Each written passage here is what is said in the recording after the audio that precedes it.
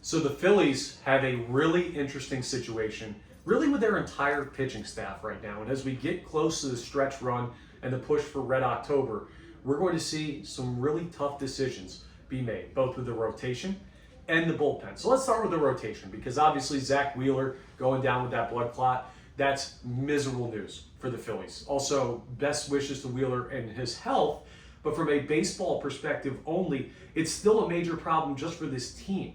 So Aaron Nola hasn't looked great. I have no idea how he factors in. Jesus Luzardo has kind of been a coin flip this year, and yet he strikes out 12 yesterday against the Mariners. Ranger Suarez's velocity down. He strikes out 10 against the Mariners. Christopher Sanchez, can he be the ace the Phillies need him to be? I'll tell you this real quick. When you're done watching this, look up Christopher Sanchez's numbers compared to Zach Wheeler's this year. They're kind of the same guy. Wheeler strikes out more and allows less hits, but the numbers of productivity are pretty darn similar. So I think Sanchez can step into that ace role, and then the rest of the guys just have to filter in behind him.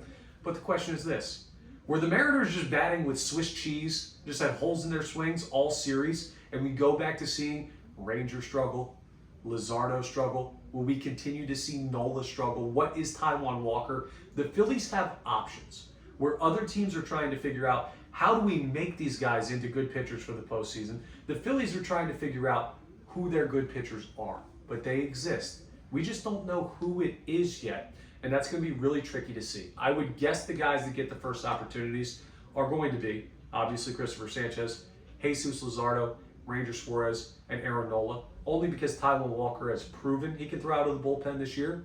But still, you're going to see later on in the season, or at least for the postseason, one of those guys, or multiple of those guys, go to bullpen roles, which brings us to the bullpen. Now, the bullpen gets tricky only because of the Jose Alvarado situation. Actually, they were pretty settled a week ago when we figured out what Joan Duran is going to be, and you got David Robertson starting to stretch out, and you realize, okay, Duran's our ninth inning guy. Eighth, seventh, that's probably going to be a combination of Kerkering and Strom, and maybe David Robertson, maybe Tanner Banks, but those last two guys I listed, they're probably more 7-inning type of guys, lower leverage, necessity in the postseason, but not the flamethrowers you're going to out of the pen. So where does that leave Jordan Romano? Well, Phillies fans, I got the same hope as you. Hopefully on the outside looking in at the playoff bullpen setup, because I don't want to see this guy throw. I don't want to see Joe Ross throw, but the Phillies do have like 5 usable relievers in a postseason series, just in different roles. So when you look at where the bullpen is at currently, I think what you should be expecting is to find a way to get your starters through 6 innings. And that's doable. The Phillies have thrown the most innings from starting pitchers in baseball this season. With that in mind, if you can get through 6, well, 7th inning, you can throw Robertson or Banks.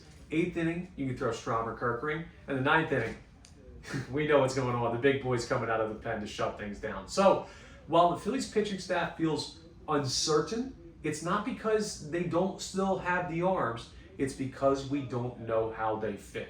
I'll be watching just as closely as you will be to the next couple weeks of baseball to figure out how that all works.